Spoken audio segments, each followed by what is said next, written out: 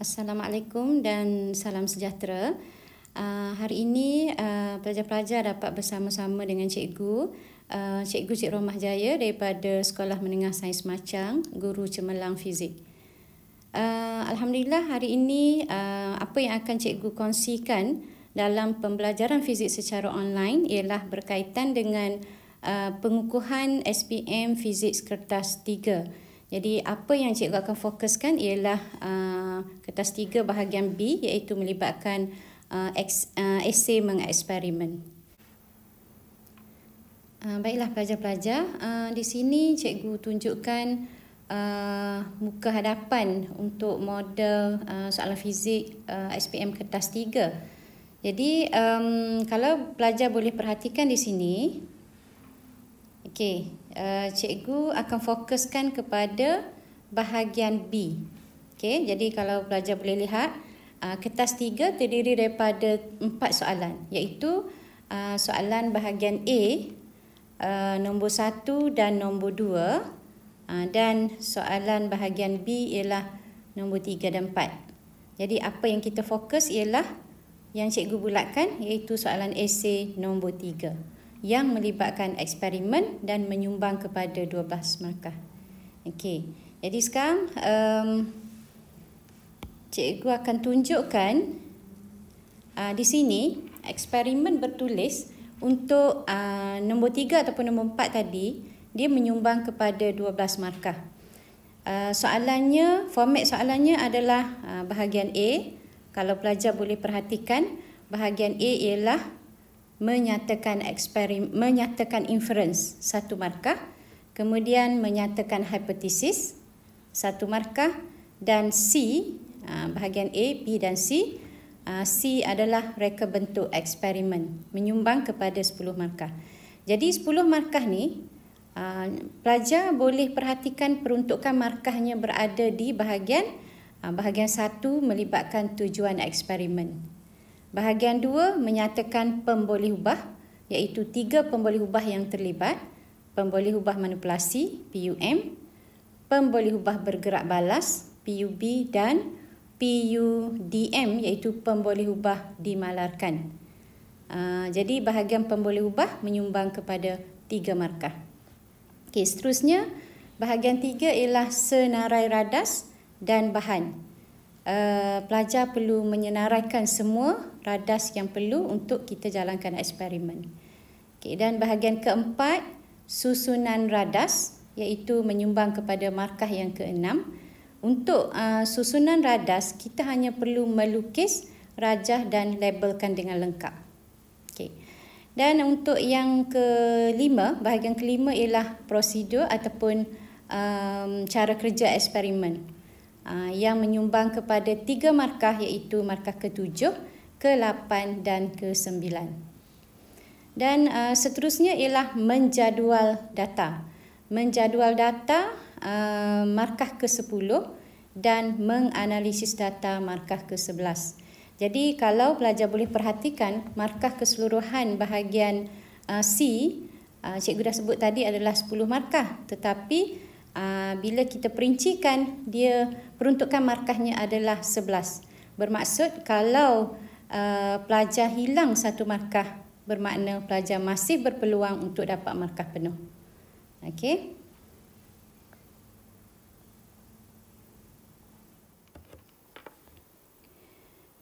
Kita teruskan dengan perbincangan soalan nombor 3. Okey, soalannya, rajah 3 menunjukkan gelembung-gelembung udara dihasilkan oleh pam udara di dalam sebuah akuarium berisi air tawar. Okey, ini adalah rajah 3 yang menunjukkan gelembung udara. Kita dapati gelembung udara daripada gelembung udara yang bersaiz kecil. Apabila bergerak ke atas menghampiri permukaan air, dan kita boleh perhatikan gelembung udaranya semakin membesar. Okey, jadi ini memberi idea kepada apakah pembolehubah yang terlibat. Jadi tips untuk menjawab soalan esei kertas 3 ni, kita yang pertama perlu dapatkan dulu idea tentang pembolehubah yang terlibat. Jadi untuk pemboleh ubah kita boleh dapatkan idea daripada penyataan ayat-ayat yang diberi dalam soalan dan juga daripada rajah. Okey, seterusnya kita kenal pasti eksperimen yang terlibat. Untuk eksperimen yang terlibat, kita boleh merujuk kepada senarai radas yang diberi di bahagian C. Di bahagian C soalan. Okey, jadi kita lihat dulu. Cuba dapatkan idea pemboleh ubah manipulasi, PUM. PUM, pemboleh ubah manipulasi yang boleh pelajar-pelajar agak di sini ialah apa yang diubah. Jadi di sini yang diubah ialah kedalaman cecair, iaitu daripada H yang lebih dalam. Kemudian bila gelembung bergerak ke atas, maka H-nya berkurang. Itu yang dikatakan pemboleh ubah manipulasi. So kita letak H, iaitu simbol kedalaman, sebagai pemboleh ubah manipulasi.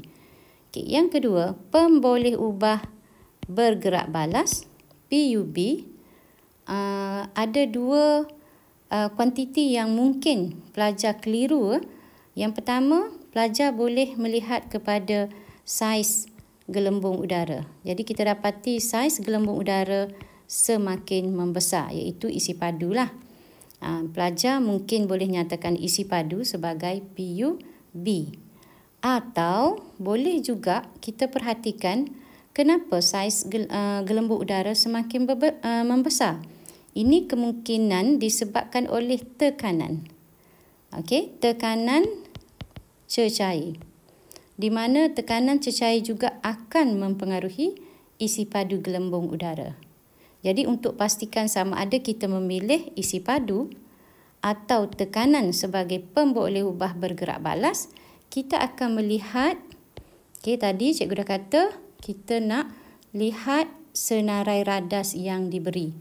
Bila kita lihat senarai radas, kita boleh agak apakah eksperimen yang terlibat.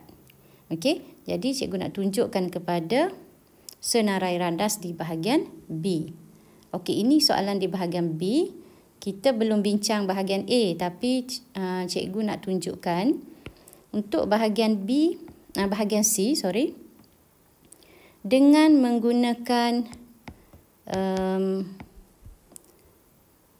menggunakan radas seperti corong tisa, manometer dan lain-lain radas yang sesuai.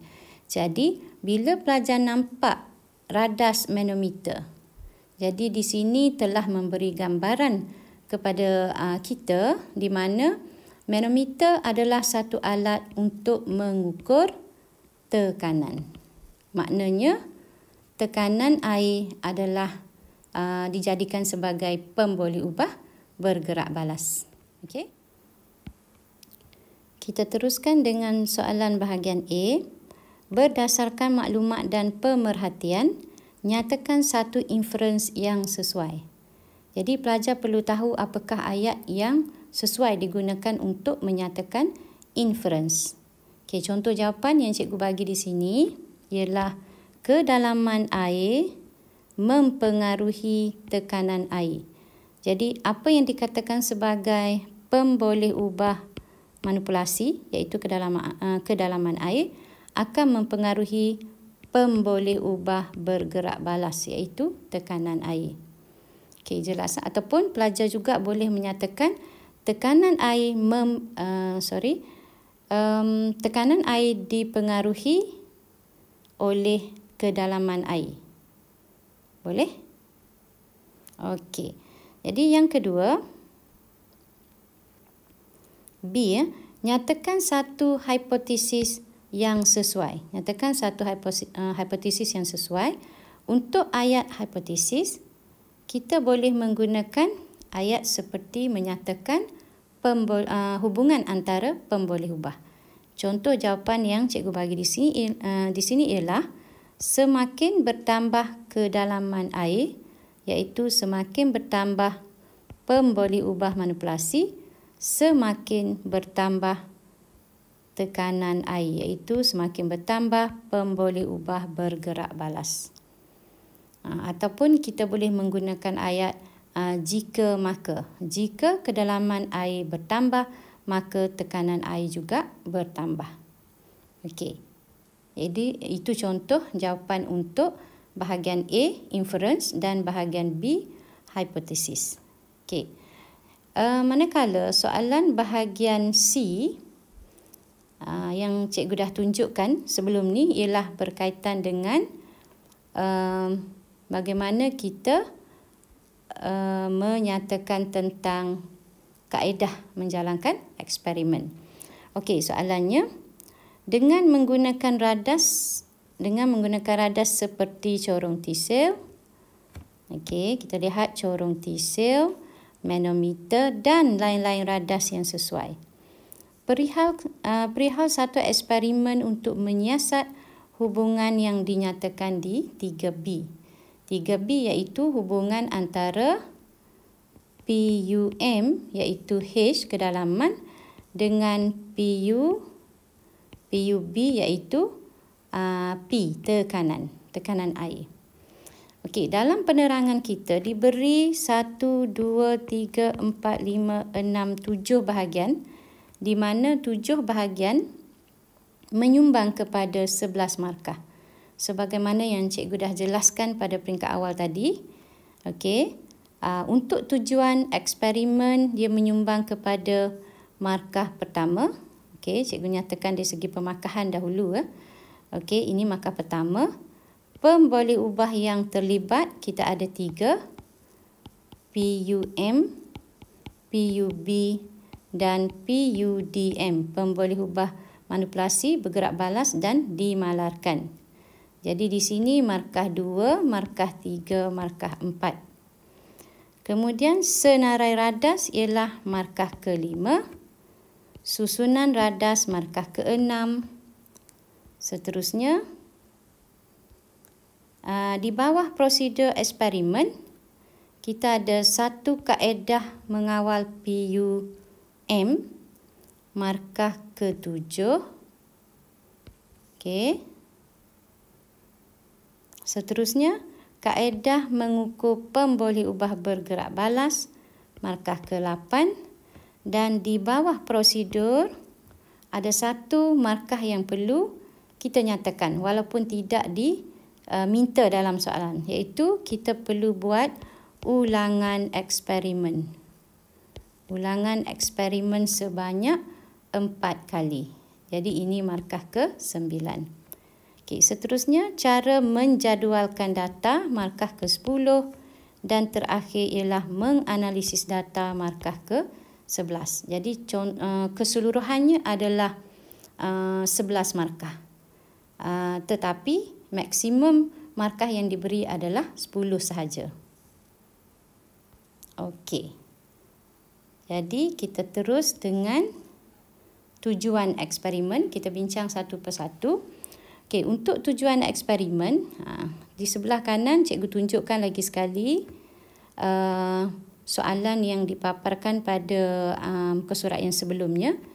Jadi, apakah tujuan eksperimen? Untuk ayat tujuan eksperimen, kita menyatakan tentang mengkaji hubungan antara dua pemboleh ubah.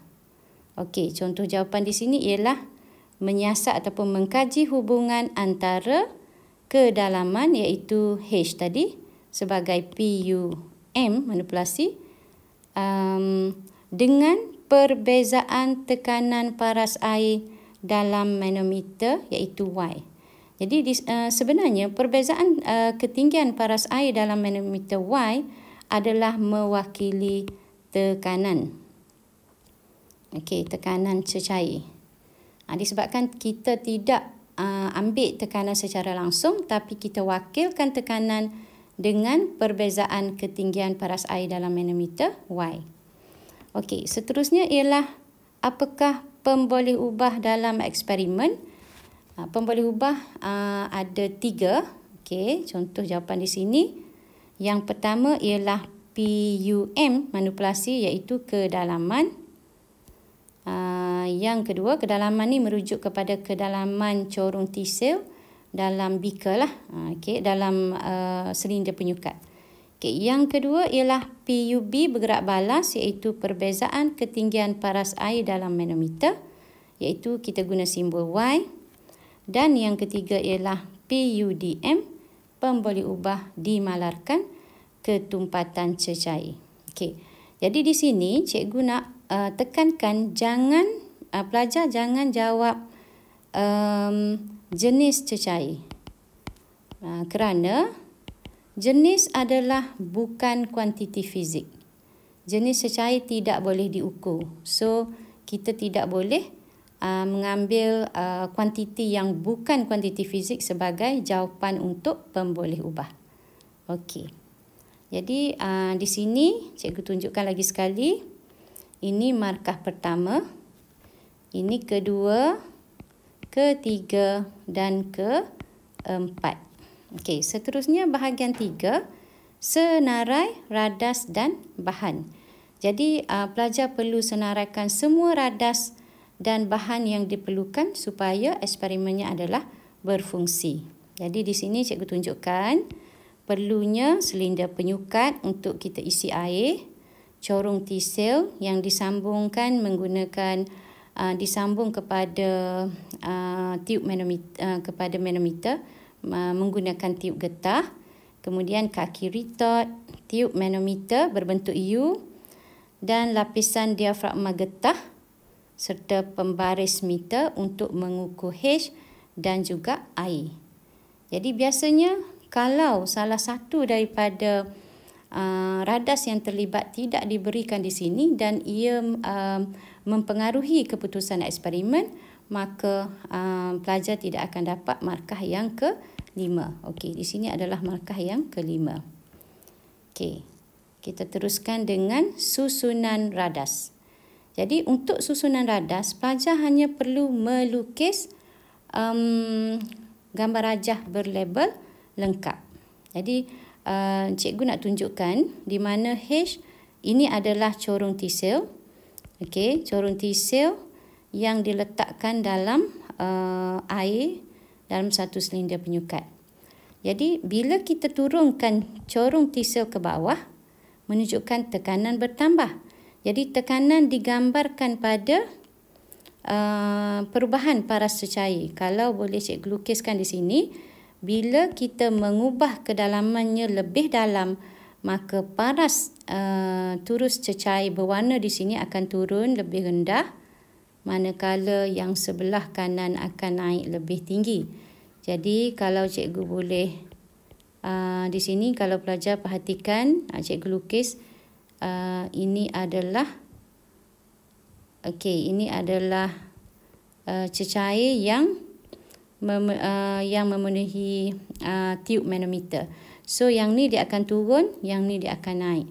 Bermaksud perbezaan paras cecair sebelah kiri dan kanan tiub manometer, iaitu simbol Y, akan bertambah. Jadi perhatikan, cikgu tunjukkan Y sekarang ni. Maka Y-nya akan meningkat dengan pertambahan H. Jadi semakin bertambah kedalaman, semakin bertambah juga Y. Y ini mewakili tekanan cecair. Tekanan dalam cecair. Okey. Seterusnya ialah bahagian ke-5 yang menyumbang kepada 3 markah, iaitu markah ke-7, ke-8 dan ke-9. Okey, kita bincang bahagian ke-5. Prosedur eksperimen termasuk satu kaedah mengawal pemboleh ubah dimanipulasi dan satu kaedah mengukur pemboleh ubah bergerak balas. Okey, yang ni untuk markah ke-7 dan yang mengukur pemboleh ubah bergerak balas markah ke-8. Dan jangan lupa cikgu dah nyatakan tadi, satu markah yang tertinggal di sini yang tidak diarah dalam soalan, iaitu membuat ulangan eksperimen. Ulangan eksperimen sebanyak 4 kali. Baru kita dapat markah ke-9. Okey, kita lihat contoh jawapan yang cikgu bagi di sini. Okey, nombor 1, masukkan isi padu air sebanyak 250 ml dalam silinder penyukat. Okey, untuk bahagian 1 sekadar kita susun radas ataupun set up radas sahaja. Okey. Seterusnya, corong tisel disambung dengan tiub manometer menggunakan tiub getah yang direndam dalam silinder penyukat yang mengandungi air. Dan pembaris meter diapit secara menegak dengan kaki retort. Ini pembaris meter adalah untuk dapatkan bacaan Y lah. Kita tak perlu ambil pembaris and then ukur. Dia dah berada pada tiub manometer tersebut. Okey. Kemudian bahagian 2, eksperimen dimulakan dengan kedalaman corong tisel dengan H 2 cm. Okey, ini yang cikgu maksudkan untuk markah yang ke-7. Iaitu markah ke-7, bagaimana kita menerangkan kaedah mengawal PUM, pemboleh ubah manipulasi, iaitu kedalaman. Jadi pastikan pelajar nyatakan satu nilai untuk pemboleh ubah yang dimanipulasi. Satu nilai pertama iaitu 2 cm. Okey. Kemudian yang ketiga, ukur, rekod dan kira nilai bagi perbezaan ketinggian paras air menggunakan pembaris meter Y. Okey, yang ni untuk markah ke-8 iaitu bagaimana kita mengukur pemboleh ubah bergerak balas. Okey, disebabkan Y ni sudah pun kita mewakili, kita wakilkan untuk tekanan cecair P. Okey, yang seterusnya, eksperimen diulangi dengan perbezaan. Kita ulang dengan H yang berbeza, kedalaman yang berbeza, iaitu kita nyatakan 4 nilai sekurang-kurangnya, iaitu kita ubah kepada 4 cm, 6 cm, 8 dan 10 cm. Jadi kita dapatkan 4 kali ulangan, barulah kita dapat markah yang ke-9. Okey. Bagaimana pula untuk markah yang ke-10 dan 11? Okey, di sini untuk bahagian yang ke-6, bagaimana cara untuk kita menjadualkan data? Untuk jadual data sangat mudah. Jadi pelajar buat 2 kolom di mana sebelah kiri semestinya adalah pemboleh ubah manipulasi. Dan pastikan unitnya, unit cm ni mesti ada. Sama ada kita menggunakan simbol ataupun tulis dengan kedua-dua, iaitu tulis penuh dengan ayat, iaitu kedalaman corong tisel yang tenggelam, H. Maknanya H tu dah mewakili kedalaman. Strok cm adalah unit. Begitu juga sebelah kanan ialah PUB. Perbezaan ketinggian paras air iaitu Y. Simbol yang kita guna ialah Y dan unitnya adalah sentimeter juga. So pastikan kita menyatakan kuantiti dan unit. Ini adalah untuk markah yang ke-10. Okey. Dan terakhir ialah markah ke-11. Okey, untuk yang ke-11, cara untuk menganalisis data. Kalau tadi kita jadualkan data dan terakhir kita menganalisis data hanya dengan melukis paksi graf yang terlibat, di mana sebelah paksi X, okay, kita rujuk pada paksi X, ialah pemboleh ubah yang dimanipulasi, PUM. Bagaimana pelajar nak ingat PUM, pemboleh ubah manipulasi untuk paksi X? Jadi cikgu bagi idea, okay, pelajar boleh ingat maxis, okay, di mana M adalah manipulated, A at, X ni X lah, dan IS for axis, paksi. Manipulated at X axis. Okey, dan yang paksi Y pula ialah merujuk kepada pemboleh ubah bergerak balas. Dan sekali lagi jangan lupa kepada unit. Okey, unit cm Di sini juga unit cm. Okey, maaf.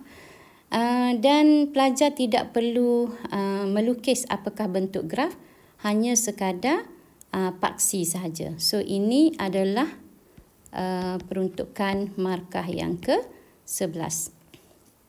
Okey, cikgu ulang lagi sekali. Untuk bahagian C adalah markah penuhnya adalah 10, tetapi diberi 11, maknanya pelajar masih boleh dapat markah penuh sekiranya hilang satu markah. Baiklah pelajar-pelajar, cikgu rasa setakat itu dulu perbincangan kita pada kali ini. Cikgu harap pelajar-pelajar dapat memanfaatkan apa yang cikgu kongsikan berkaitan dengan kaedah untuk menjawab soalan esei kertas 3 bahagian B. InsyaAllah kita akan bertemu lagi dalam bahagian-bahagian yang lain. InsyaAllah cikgu akan kongsikan berkaitan dengan bagaimana pula untuk menjawab soalan kertas 3 bahagian A dan juga bahagian A untuk nombor 1 dan nombor 2. Jadi setakat itu dulu. InsyaAllah kita akan jumpa lagi. Salam hormat. Assalamualaikum warahmatullahi taala wabarakatuh.